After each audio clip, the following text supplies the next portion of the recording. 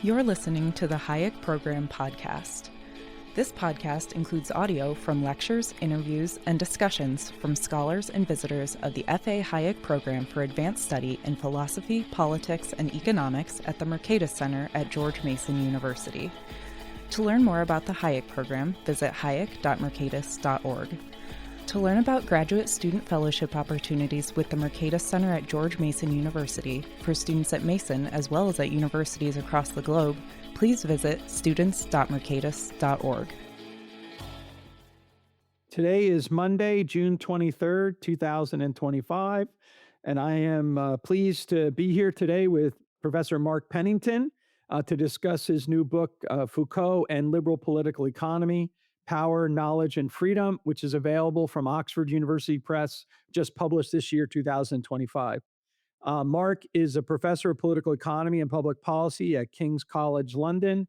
He served as the department chairman in the Department of Political Economy there. He is also the director of the Center for the Study of Governance and Society. For listeners of the Hayek Program podcast, I want to point out that Mark is a European editor of the Review of Austrian Economics and the author of a classic work in liberal political economy, Robust Political Economy, that was published in 2010. I can't believe I just said that, 2010, 15 years ago. It seems like it was just yesterday. Anyway, welcome, Mark. Thank you for doing this. Thank you very much. And I can't believe it's taken me 15 years to write another book. Well, you had a lot of other things in between, right? A lot of other things in between. And so let me just jump in. First, why Foucault? Let's just start there. Why Foucault? I think he's just such a hugely influential figure. I mean, you can't underestimate the scale of his influence. So the influence extends right across the humanities and most of the social sciences, I would say, outside perhaps of economics. So if you look at any of the citation counts on Google Scholar or any of those kind of analytics, he's up there in the millions. I think you could add together all of the Nobel Prize winners in economics, not just the more liberal or classical liberal ones. And they don't get anywhere near to the scale of influence that this guy has had. So the scale of his influence, I think, is one of the key motivators of this. The second is that I find it extraordinary that, given the scale of this influence, and given that many people within that tradition or who claim to be influenced by Foucault are critics of liberalism or see themselves as critics of liberalism, it's remarkable that nobody within the liberal tradition has really seriously engaged with him. You get snippets here and there from one or two people, but there's no real systematic engagement. And I felt that needed to be rectified. And then the third reason is there's been this whole debate in recent years, sort of within the last 10 years or so, about whether Foucault himself, towards the end of his career, came to be attracted to certain elements within the liberal tradition.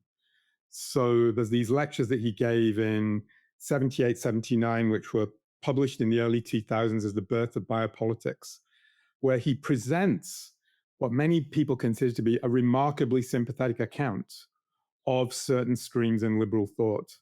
So he covers Gary Becker, he covers ordo liberals, he covers to a lesser extent Hayek, but there is some treatment of Hayek in there.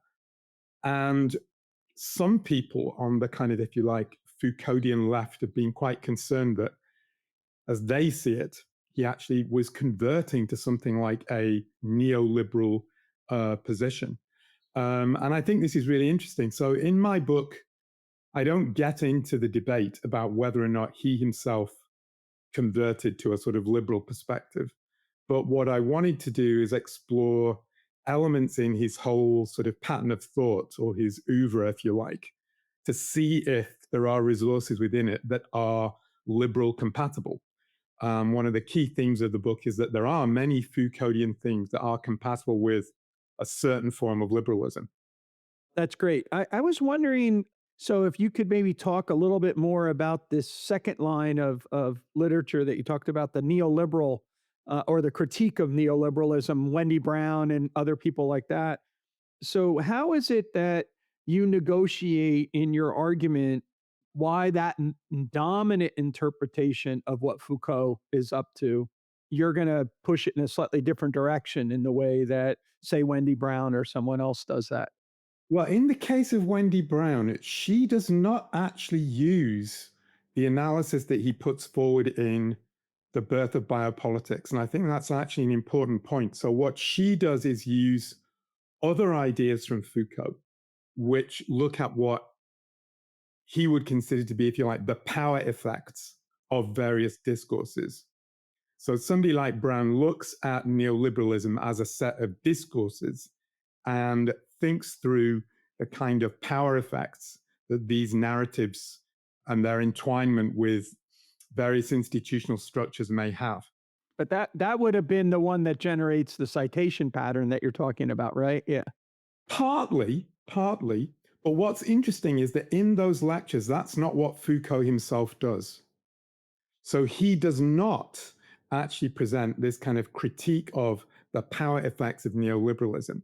In fact, he seems to be suggesting that there are elements within neoliberalism that can operate as a form of resistance against what he sees as being some of the negative consequences of the welfare state. So the people who are the Foucauldians who are involved in the neoliberalism literature, they don't really use the biopolitics lectures that much. They use the earlier Foucault to present a kind of deconstruction of neoliberalism. And that's what people like Wendy Brown do.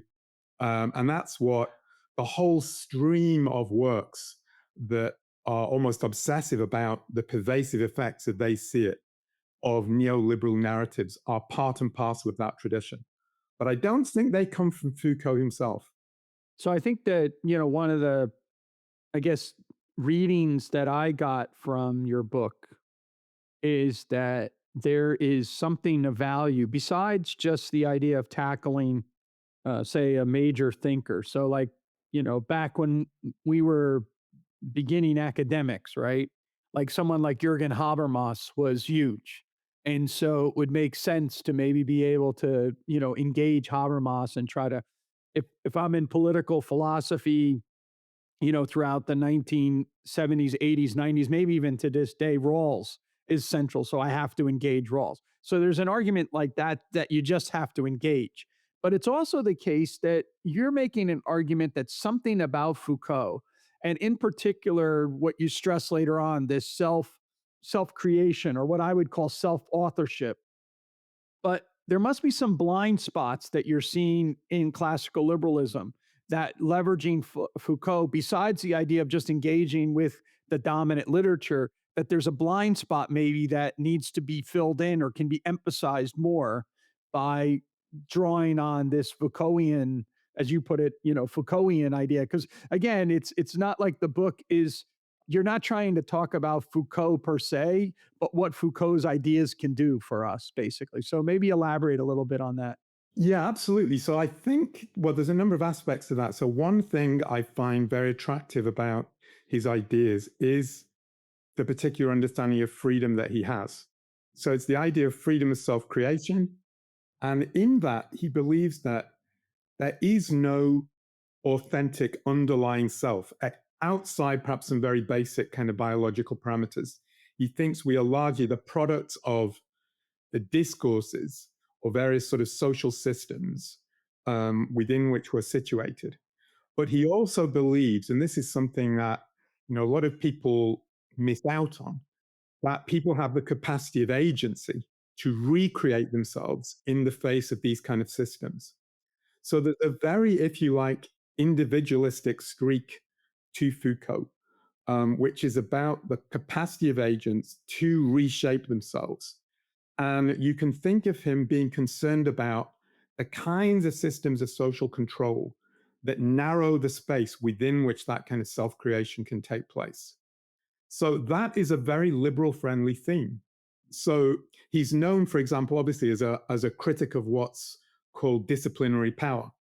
The idea that societies are full of these disciplinary systems, whether in education institutions, prisons, mental health asylums, all these kind of places that kind of categorize and control people. But he's not against the idea of discipline itself. What he wants is the scope for people to give themselves a discipline, to shape their own life, rather than be controlled by these social systems. Now, he never thinks you can completely escape these sorts of systems, but he does think that you can sort of recreate or remold yourself within them. And I think there are very, very important parallels there with thinkers like Hayek or other sort of liberals like Michael Oakeshott. So for Hayek and Oakeshott, there's no rationality outside of tradition. There's no rationality that we can sort of get at outside of the various sort of normed practices, traditions, if you like, or what Foucault would call discourses that we'd be born into. But that doesn't mean that we're determined by them. We can reshape them through acts of agency, or what obviously somebody like Hayek would understand to be acts of entrepreneurship.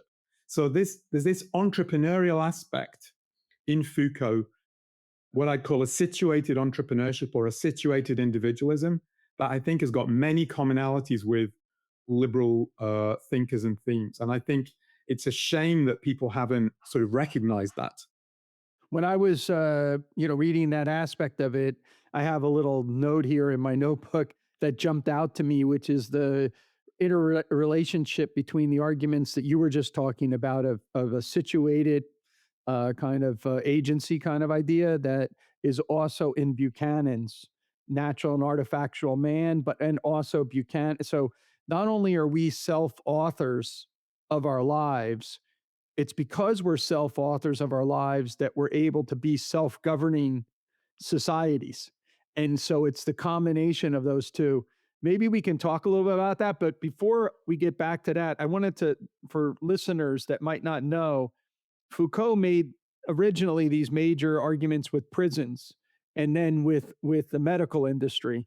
Maybe you could just give a couple examples of what he was talking about with respect to prisons, and how they shape things, because that was such a, and just what you were just talking about with mental health things. Again, when I read Foucault, I read him on those issues. I read him through a Thomas Saz kind of position, which is like, yeah, the sort of medical establishment is all trying to do these categorizations and disciplining on us and all these things. Anyway, just to talk a little bit about prisons, maybe as a quintessential example of what he was trying to get us to think about. Well, I think the key argument he makes against, or concern he raises, so he's not completely opposed to the idea of these disciplines, but it's a concern about the role that various scientific constructions can have on people's identities. So in the case of the prison system, he's concerned with the idea that the time he was writing about, where you have the kind of Benthamite notion of a panopticon view of prisons, was an idea that, if you like, scientific management techniques could be used by surveying prisoners to remold them to be law-abiding citizens. And the claim was that through having a kind of prison system that operates as a surveillance network, you could monitor prisoners, you could generate data about the prisoners, and on the basis of that data, you could turn them into law-abiding citizens. So there's a kind of belief that it's possible to know inside people's souls what is going on and manipulate them to produce desirable outcomes. Now, he's very skeptical of the idea that that is actually possible, whether this kind of prison model can work. But even if it doesn't work, it has what he will consider to be what he calls power effects, the idea that it imprints on the identity of the people who are subject to these techniques. The fact that they know they're being watched, they know they're being categorized in various ways. Now, what's interesting about his analysis is that the kind of techniques of surveillance, monitoring, sort of personality management, if you like, that operate in prisons aren't just confined to prisons. They're mobile. They move outside of the prison system into multiple other areas.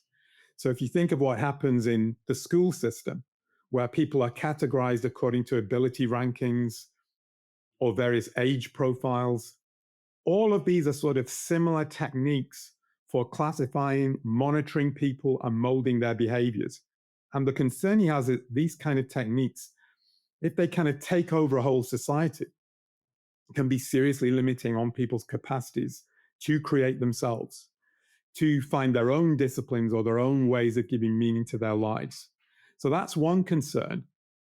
Now, he's also concerned with the way in which these kind of scientific projections aren't just directed at individuals in the way that they are in the case of, say, the prison system or in mental asylums, but the way in which they can be directed towards entire populations.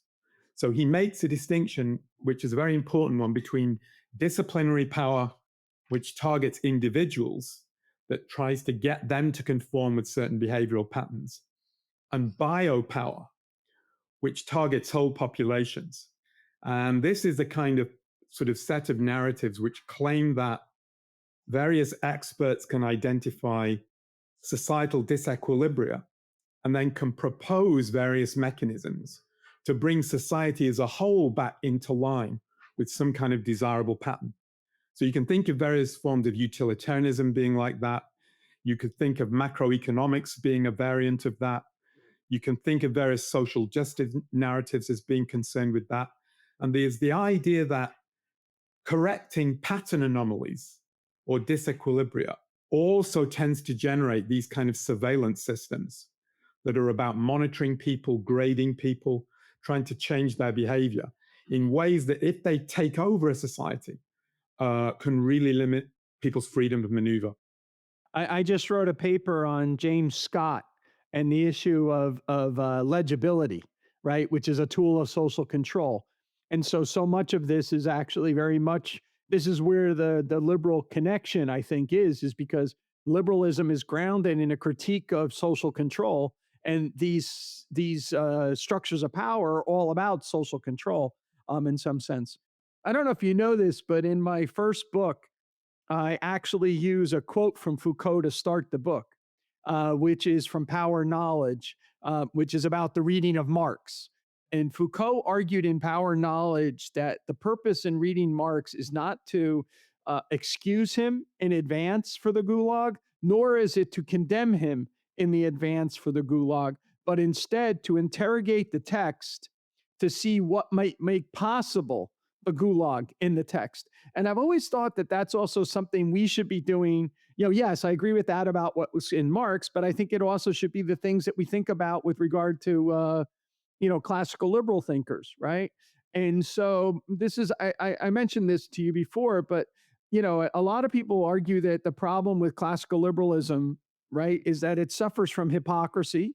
Let's say the American Revolution and slavery, right? Or the American Revolution and the treatment of Native Americans in the United, right? So that suffers from hypocrisy. Another one is that classical liberalism is silent on some of these power structures, like, corporations and cronyism or whatever, and then neglect over institutional robustness. And this is a point that I'll come back to talk about later. But basically, that there can be institutional degradation, right? That like one little small step can start tearing all this apart. I was wondering if as you were going through and thinking about this, did this kind of interrogation of the literature that you are so embedded in your life, right? Is that also what you're seeing as like, okay, there is this issue that, Foucault is putting on the table about power structures. And we tend to think only in terms of what might be called hard despotism, but there might also be these other areas of soft despotism, which perhaps maybe, we need to really augment if we're in our focus on, if we're going to actually have a liberating liberalism as an emancipatory doctrine, basically. Oh yeah. So I mean, I think I like that reference to Foucault's discussion of Marx there, because I think you could do, or classical liberals could do, similar kinds of analysis, if you like, on their own tradition, and to understand some of the areas where people have got genuine concerns. And sometimes that results simply from a misreading of classical liberalism. But in other occasions, it could be that there are kind of ambiguous areas within the tradition that mean that when aspects of it are, if you like, implemented, it has various undesirable consequences. So if you take just, a sort of simple one that many of us take for granted, the idea that incentives matter. So the idea that incentives matter does tend to lead to a view that we can identify when the incentives are wrong and that we can redesign incentive structures to produce the right outcomes. So there's a kind of, at least in some versions, not all, but some versions of classical liberalism, of a kind of scientistic bias that there are experts, economists, whoever, who can identify the right incentive structures and can put forward policy proposals that will get the incentives right. So you've got two problems there. You are presupposing a power structure or a power-knowledge relationship, that there are some people who know how to design incentives and other people who will be subject to them. But you also have the possibility that these very kind of systems can mutate into something that maybe the thinkers who came up with them didn't really intend. So if you think of, I'm thinking of the UK case in the late 1980s and the 1990s, and I think this was true perhaps in the United States as well. There's a whole new public management revolution of taking techniques from the private sector around contracting arrangements and putting them into public sector environments, supposedly to improve efficiency. So we have this in universities. So every 5 years in the UK, you have to submit to a research assessment exercise where your outputs are graded, almost like in a 5-year plan. Now, I think the people who introduced these systems didn't intend it to be like that, but over time, you get sort of interests who, have a stake in multiplying these kind of disciplinary procedures, and you have whole networks of surveillance, auditing, performance management developing, which don't really sound very entrepreneurial at all. They don't really sound like creative destruction entrepreneurship. They sound like managerial technocracy. So that's one example of how I think, sort of unintentionally, some aspects of liberalism have been captured by sort of dynamics that many liberals didn't anticipate. If I can give another example, if you think of the way, and this I don't think is the fault of liberalism, it's more a recognition of the, if you like, the ruling, as Foucault would see it, discourses of the age. Think of the way in which in the 1980s, it was monetarism, which is a kind of, macroeconomic technocracy that gripped the sort of governmental imagination of the kind of reforms that were put forward. Well, I think from a sort of Foucauldian perspective, the reason for that, the reason that that discourse, if you like, had currency, was because it didn't fundamentally challenge the idea of there being a kind of technocratic macroeconomic expertise. It went along with certain aspects of Keynesianism and just reproduced them in a different form. So the fact that liberals in many cases had to rely on narratives like monetarism was a reflection of the power effects of these kind of scientific discourses which are already out there. Think of the way in which, when you're making any sort of policy proposals in any area, people will say, well, can you put a number on it? Can you statistically show certain effects? Well, that's, what some Foucauldians would call evidence of government by statistics. The idea that scientific narratives around statistics being evidence of some kind of scientific veracity are so widespread that it doesn't matter what area you're coming from, you have to couch your arguments in terms of some kind of statistical profile. So all of those are examples of how we fail to understand the power of narratives within which we're situated and what they do to our own arguments. Two things that struck me, I was reading your stuff and listening to you talk right now, is that when I was a kid, didn't have my PhD yet. I was just starting graduate school. I was at a conference with Murray Rothbard, and Milton Friedman's Free to Choose had come out when I was an undergraduate. Was very influential on me. And so Rothbard in the conversation was asking me about who influenced me, and I was the general sort of, whole group of people, Mises and Hazlitt and Hayek, Rothbard himself, by the way. And then I mentioned Milton Friedman, and it was hilarious because he looked at me, he says, yeah, that's how Rothbard talked. He had a funny accent. He says, Friedman was an efficiency expert for the state. An efficiency expert for the state. And at the time I thought, like, how weird is that, right? That like he referred to Milton Friedman that way. But later on, when we were doing the Buchanan archives, Buchanan's very much a Knightian, and so he's not a Friedmanite in this. And he's actually in an exchange. He says to somebody, he says that Frank Knight would be rolling in his grave because Milton Friedman is proposing himself as a king who can tell people, how they. And I'm sitting there thinking, well, but then it makes perfect sense. And the reason is the lore of scientism.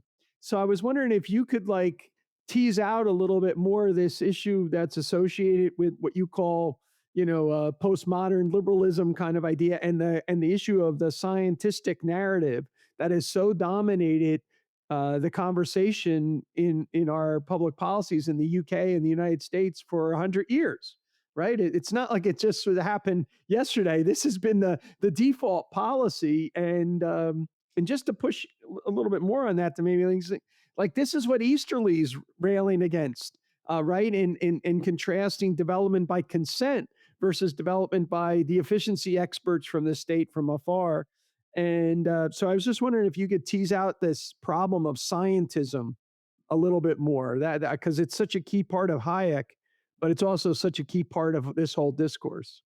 Absolutely. And I'm glad you mentioned, you mentioned James C. Scott before. So Scott is very influenced by Foucault. So his whole idea that you need to look at what the Foucauldians would call the power effects of narratives that assume that society is a legible object, that it is a manageable object, and that therefore it is subject to some kind of sort of stimulus response type model.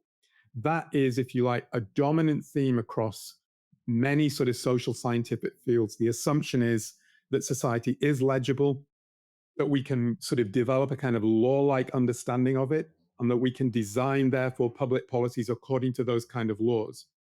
Now, there, I think, what I call a postmodern liberalism is very compatible with a kind of Foucauldian skepticism of those kind of claims. So there are two aspects to this. One would be that when we're dealing with what Hayek would call complex phenomena, which is what most human societies are, well, they're simply not legible.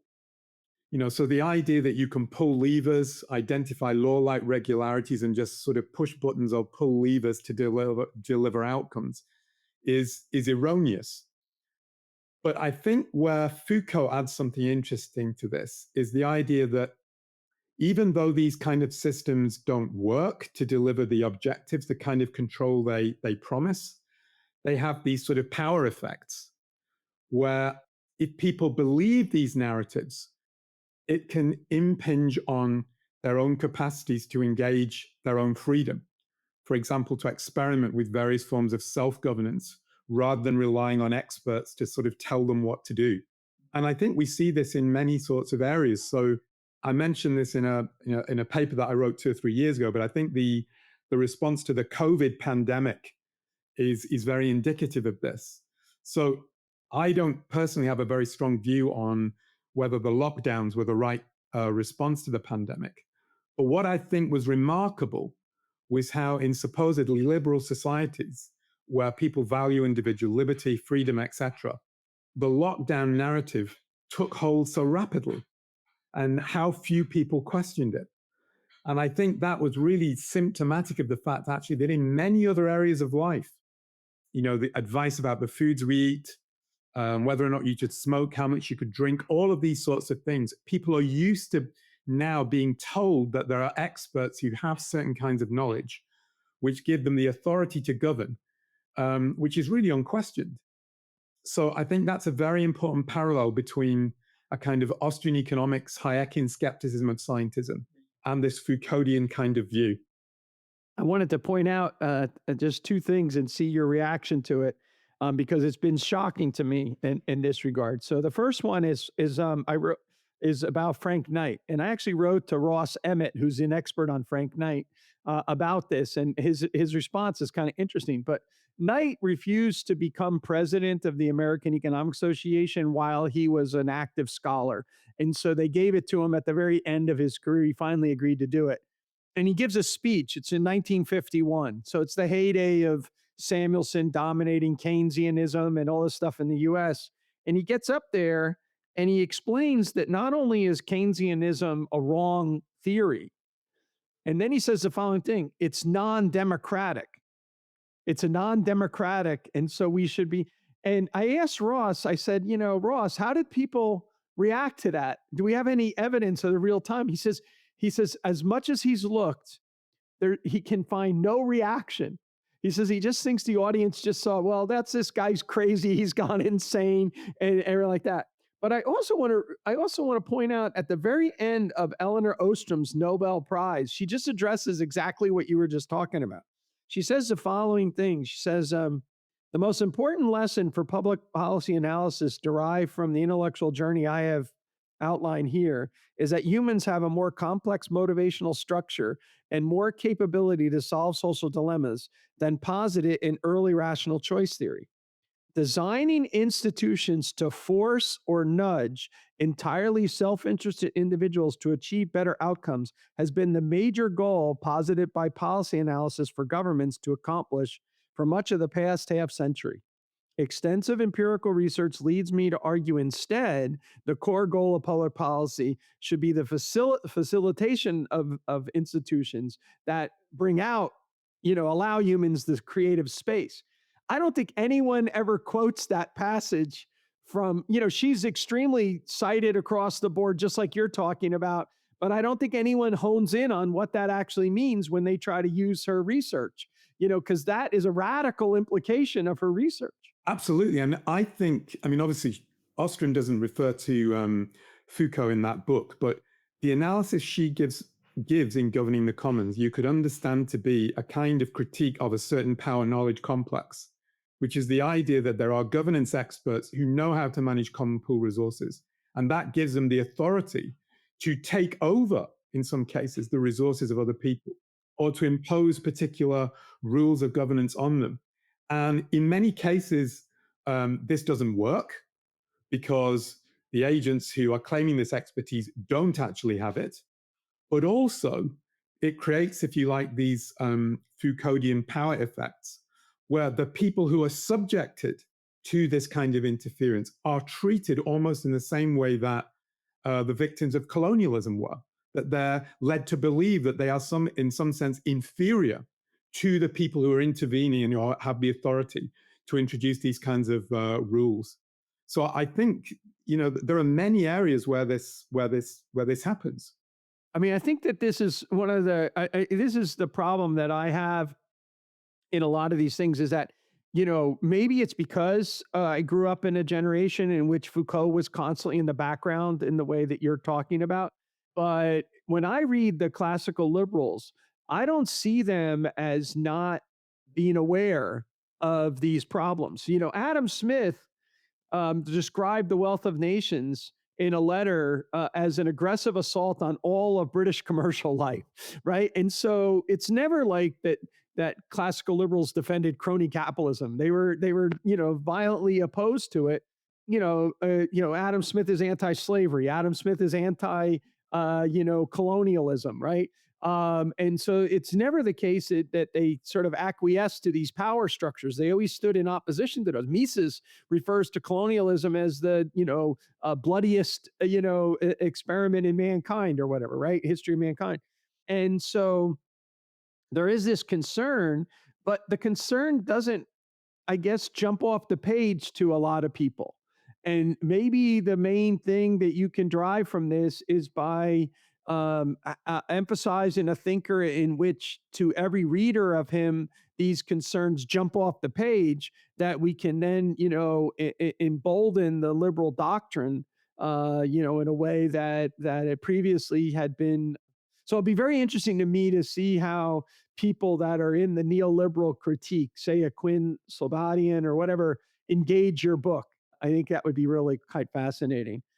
I wanted to ask you a couple other questions. One of them was, and related and following up on this, do you see a relationship between the argument that you gave in The Robust Political Economy and the argument that you develop here? And what I mean by that is that in The Robust Political Economy, you're really making a strong argument about how to make, the sort of liberal political economy arguments robust against the harshest criticisms, by the way, of the technocratic elite, basically, because it's about the information problem and these other things. And you're sort of really kind of hammering that in. And in this book, you have this idea of a liberalism that is in taking into account what you called, basically situational aspects, self-authorship, other kind of more positive kind of ideas, as opposed to boldening against the negative.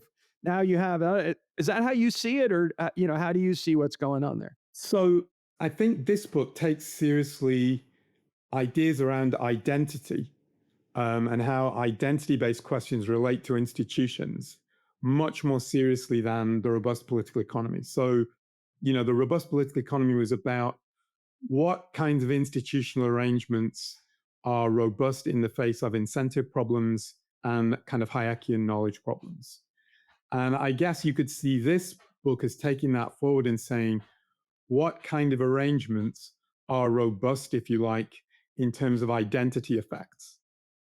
What kind of institutions allow people scope to explore different conceptions of themselves, to be potentially self-governing agents? And the book is, robust political economy, even in that, I was pretty skeptical of ideas around designing new institutions or designing, if you like, a sort of liberal constitution. I think in this book, I'm even more skeptical of that kind of idea. And I think it's the area where I would want the classical liberals, the people on my team, if you like, to be more skeptical of, not of their own ideas, but of thinking through the ways in which you might try to implement them. So there is still a kind of sense, I think, with many of us, and that's understandable because we're sort of academics, that we can figure out what the incentives are and what the right institution should be, what the right constitutional arrangement should be, when perhaps what we should be doing is looking to the people who are actually affected by sort of more disempowering arrangements and enabling them to come up more with the sort of institutional designs. So I think that's an element that comes out in this book more. It is in the language that we use, right? It is in the language, because even Lynn, when she's doing that and looking at the way in which people internally develop their systems of self-governance, she refers to it as design principles, right? But it's not design principles, but that's what she calls it, right? And so, that means naturally, she has a great basically chart in Governing the Commons in which she's talking about successful governing, failed governing, and then, transitioning that has weak and fragile aspects to it that need to, and she goes through this list, and it's natural to think, oh, there's 7 of these principles, and it's just a scalar. If I get all 7 of them, I score better on the test, and therefore I do, and that's not what she's doing at all. And she argues against it, but her language is limited in this regard. Yeah, go ahead. Yeah. I was just going to say on that, though, I think in a sense, she is a victim of what I was describing earlier in reference to monetarism. So I suspect she felt that she had to use some of that language about design precisely because she's operating in an environment where many of these kind of scientific narratives are so dominant that, that many people, that the language of design has this kind of appeal, which is out there because there are so many sort of dominant constructions that think if you don't have a design in mind, you really haven't got anything that's worth listening to. It's interesting, the critique of the man of systems. Classical liberals love to run into that, very quickly when it's about government design plans. But, in post-communism, which is like I worked in, this was in fact what was, they were men of systems the whole way through, right? It was the same kind of idea. I have a new book out myself, and in it, we have this, or drawn this experience with Milton Friedman. When Friedman went to China in '79, they said, Professor Friedman, what should we do? And he said, privatize, privatize, privatize. And during the more recent Doge thing, a lot of people who are favorable of Doge have been, putting out the little video clips of Milton Friedman, from 20, 30 years ago saying, what about the Department of Education? Slash. What about the Department of this? Slash, like that. And so they have this idea. Well, Friedman was asked in 2002, Professor Friedman, would you change anything about your advice? And he says, oh, yes, privatize, privatize, privatize, provided there's a rule of law, right? Which is a whole other issue, because it then gets to this more nuanced Yeah, it gets this whole more nuanced idea. But let me ask you another a question about the intellectual relationship of your book, because I've heard you say this in describing the book, is that this Foucaultian liberal project, can also relate up to like Nozick's third section of Anarchy, State, and Utopia. I would see it as very consistent with Chandran Kukathas's Liberal Archipelago. And so I was wondering if you could maybe tease that out, aspects out a little bit, because that kind of emergent demos or whatever is quite very much like kind of what liberalism is all about. And it's what you just said about allowing the bottom up kind of emergence of things. Yeah. Yeah, so the way I would think about this is that what Foucault is in favor of is a kind of radical pluralism. So that's an environment within which, if you've got, if you like, multiple competing discourses or narratives, rather than a sort of cartel, if you like, of discourses or narratives, it's within that kind of radical pluralism that people have got the greatest scope to be able to recreate themselves, to be able to find a discipline for themselves, to give their life its own meaning, its own shape. So the radical pluralism kind of arrangements would allow people to experiment more and to be exposed to the experiments of other people. So that would be, if you like, a freer society. So the way I like to think about this is a kind of Schumpeterian analog, which is that people who are social constructionists like Foucault want people to be able to free themselves from pre-existing routines or social constructs, whether it's about what it means to be a man, what it means to be a woman, or what kind of scope you have to shape your life. They want to sort of destabilize the status quo so that new things can arise. So you could think of them wanting a kind of cultural creative destruction where everything is in flux, it's open-ended and moving. And well, the interesting question is, what's the kind of economic analog, if you like, of that, or political economic analog of it? I would say it's Schumpeterian creative destruction. It's a kind of very liberal framework which allows for new entrepreneurial innovations to come forward that in some cases shatter our ways of understanding and that lead us to reinvent ourselves. Now, the interesting question, you mentioned Nozick there, is, well, what would be the kind of institutional framework perhaps that allows this to happen?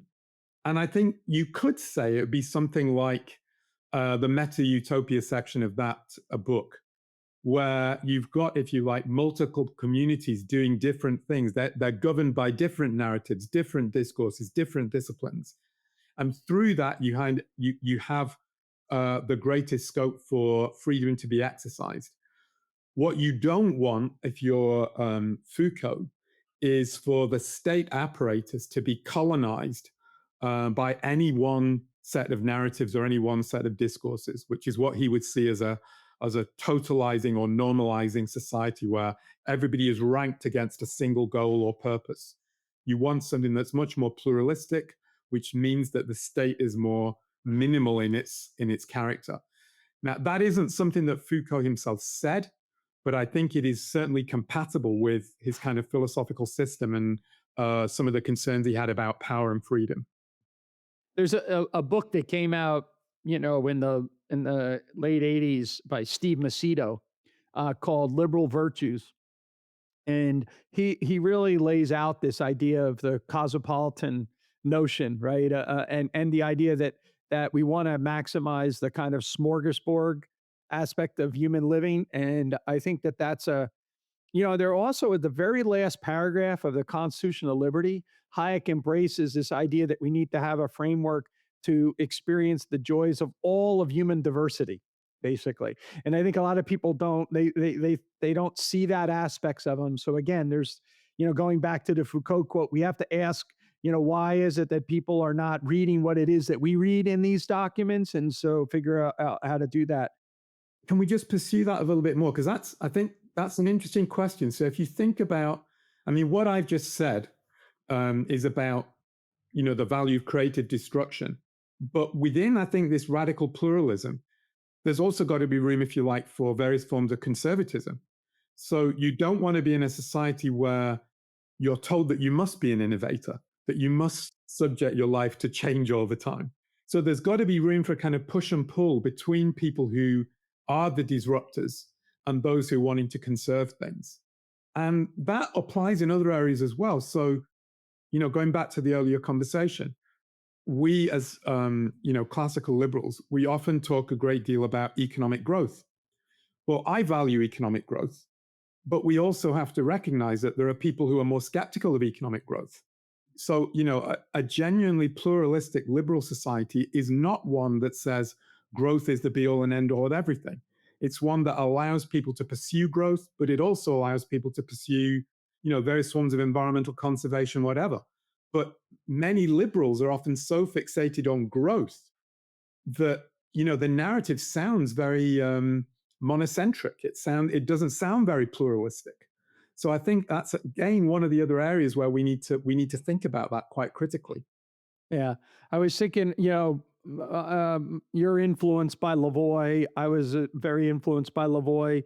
Lavoie wanted to use his model of the growth of knowledge from science literature, Polanyi and whatnot, to describe like how it is he would envision a free society. All right. And it has, in Polanyi or Kuhn, they have this essential tension in science between the tradition and the revolutionary, and that the nature of science is in negotiating this thing, but it has to have these kind of meta rules that allow for the creative, genius to break out. And you mentioned a really, interesting thing about our willingness to submit during COVID, which I also was surprised about, but I also was surprised back after 9/11 how willing we were to submit to surveillance things again. But it's also the case that one of the consequences of that is that we also ended up by having less experimentation than we otherwise would have. And what you would expect, especially for a liberal society faced with a big, hairy externality, which is, you don't engage in a Jedi mind trick. There is no externality. There is this issue, right? But the point about this goes back to your robustness point. The point of the kind of system that we agree on is that we believe it to be robust against the imperfections of humanity rather than requiring the perfection of humanity for it to operate, right? Kind of idea. And part of the reason why is because of experimentation, right? Because if you don't get it right, someone else will. And then we learn through imitation and whatnot. And so to me, it's like, how can we go? This is what I meant by the Macedo thing as well, is how can we find a way to maximize social experimentation while not undermining the system, is part of this idea. Let me, I'm very cognizant of your time and I don't want to eat it all up here today, but I want to address one of your last question to you, which is an appeal. We're at the Hayek program here. And if you walk into our building, the first thing that you're going to see is a picture of Hayek, and it says nobody can be a great economist who's only an economist. In fact, the economist who's only an economist could be a great danger kind of idea. And so one of the issues that is going on in your discussion is that you're saying that we economists, we political economists, better pay attention to the concerns that are raised in the humanities. We are, after all, social science and humanities, not just this technocratic social science. You also head up a center for the study of governance, which also addresses these issues. Can you talk a little bit to these concerns about what are these concerns in the humanities? I mean, you've mentioned some of them already, but what are these concerns in the humanities? How is it that we have to wrestle with them? And how does our political economy in the end, you believe, get improved by the fact that we pay serious attention to these various questions that are being raised outside of our technocratic understanding of ourselves? Yeah, I mean, this is there are many dimensions to that, but the one I could just pick out straight away would be, how do we talk about market institutions and what they do in society? So in some of our conversations, we emphasize the creative destruction aspect of markets. But I think too often in a lot of discussion in economics or political economy, the market is depicted as a kind of machine, like a smoothly equilibrating process. And if it's very tightly equilibrated in that way, which of course Austrian thinkers don't think it is, but if it's very tightly equilibrated in that way, there's actually very little room for human creativity because it is such a machine-like process. There's no really room for entrepreneurship or for difference, for diversity, these sorts of things. And I think what we need to say to people in the humanities, the people say in the Austrian tradition, is that, well, markets aren't machines. They're actually arenas for contestation.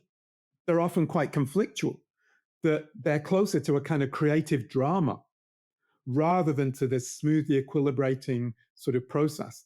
And that means, on the one hand, that we shouldn't expect too much of them, that they're not always perfect, that they're highly imperfect, if you like, but also that we should appreciate the dynamism and excitement of a robust or entrepreneurial commercial society, because it allows for all kinds of unexpected things to happen. Now, that is a vision of markets, if you like, that people who are attracted to, say, the creative arts might find much more compelling than some notion of a kind of machine-like model of the market, which periodically needs to have some kind of engineering tweaks put into it. I think we also need to talk about the relationship between markets and identity. So the way that market arrangements, because they are pluralistic and because they involve this aspect of creative destruction, do unsettle established ways of doing things and allow for new forms of human creativity or new ways for people to experience themselves. So the cosmopolitan market is a great force for cross-cultural learning, for interchange, that can destabilize what we think of as being the only way to do things. These are very much the concerns of the arts and humanities that I think are lost in kind of, the sort of scientific narrative economics. And I think the Austrian tradition in particular is very well placed to have those conversations. And one of the reasons I wrote this book was because I felt that if you engage Austrian type of ideas with Foucault, who of course is very well known in the arts and humanities, it can be a kind of vehicle for having that sort of conversation and helping people in those fields to realize that we do have something to offer. I think that's brilliant, Mark. I know that you're a fan of Shackle as well, and I think that Shackle in Epistemics and Economics makes this sort of argument that commercial life is a creative and bold voyage into the unknown, and it is worthy of our most passionate study. And one of the things I find fascinating about that is Pugou, earlier in the century, had written that if economics didn't bear fruit as an engineering science, there'd be no reason to study it. We would study the great martyrs, we would study, aesthetics or whatever. And it's precisely, and so as a result to him, the world out the window is kind of dull, but I can fix it. Whereas to Shackle, because it's this subjective creative experience, it actually opens up all of this. And it is, as you put it, the telling out of a drama and telling that narrative and everything. So it's just it's just such a powerful way, I think, for us to think about how we can improve our social science by actually being much more lean towards the humanities rather than the idea of always leaning into the sciences and the art science divide. If you do that.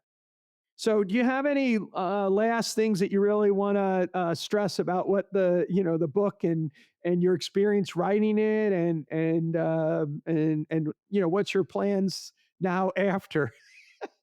Gosh, well, we have to see how the book's received. So far, I mean, it's only just been released in the US, and it's not released in the UK until September. But so far, I've had very positive response from people.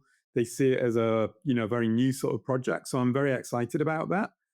Yeah, what I want to emphasize is I'm not trying to say that people should embrace everything that Foucault said, because I think there are certain things he said or certain aspects of his thought that I would question. But I do see him as a really valuable resource for people in the classical liberal tradition. that has been hugely neglected. And that is something that I hope comes across in the book. But I also hope the way I've written the book, I have tried to have conversations, if you like, with people who are left-wing critics of the classical liberal tradition, to try to show them, and that goes back to the point we've just been making about the humanities, that there are elements in this tradition that are very well aware of the kind of concerns that they have and have tried to address them. So maybe ultimately they won't be convinced of our take on that, but we do have a take that I think they should be interested in. And I try to show that in this book. And I try to show that many of the concerns that people in that tradition have with the emergence of a kind of surveillance society where we're all being monitored, regulated, audited all of the time, arises from many of these scientific narratives that are about social control, which actually people in the classical liberal tradition are opposed to. And therefore, that's another reason why people in the humanities should perhaps listen to some of the arguments that I've tried to put forward in this book.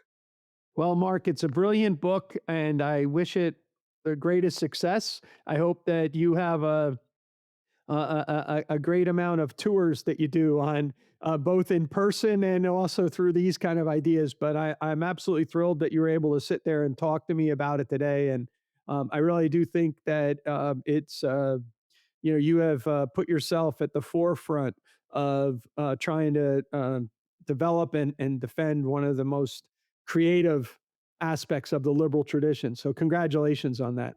Thank you very much. It's really great to talk to you.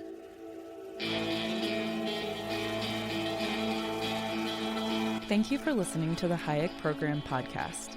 To learn more about the research, scholars, and work of the Hayek Program, visit hayek.mercatus.org.